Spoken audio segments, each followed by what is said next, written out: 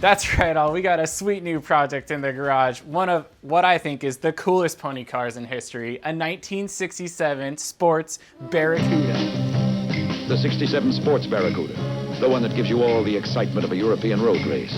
Now you might be asking yourself, how did such a fine specimen of a car end up in your two-car garage, Chris? Well, let me tell you. My father-in-law's Bible study bestie generously gifted us this car to rebuild and bring back to its former glory. So over the next year or two, we're gonna take this pretty rusty 67 Barracuda and we're gonna bring it back to its glory. I'll still remain to do my how-to videos, so you're gonna see a lot of fabrication, mechanical, body working, painting kind of videos on this car. So there you have it, some more scheduled programming for you all.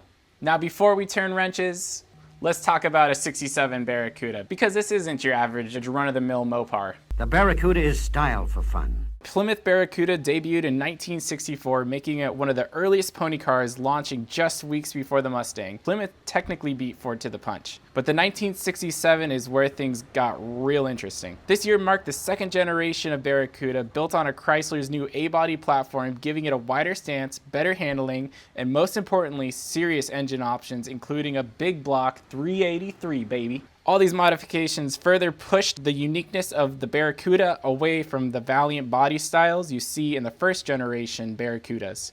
This car came with a 273 V8, but now has a 318, which I already pulled out. You could purchase the car in a fastback, a notchback, or a convertible option. And it was actually the cheapest sports car you could buy at the time, costing only $2,449, but the sales were just not the same as Chevy or Ford's pony cars. It is known today as the direct ancestor of the Dodge Challenger, defining Mopar's DNA. So there you have it all, a 1967 Barracuda Fastback, or Sports Barracuda, whatever you want to call it. I can't wait to start digging into this, and I'm excited to have you all along on the journey with me. Don't forget to like this video, subscribe to the channel, and one more thing, what would you all do to this car? Take it back down to stock? Hot rod it? Track car? Resto mod? Let me know what you think I should do in the comments below. Stay tuned for some more content, and thank you for watching.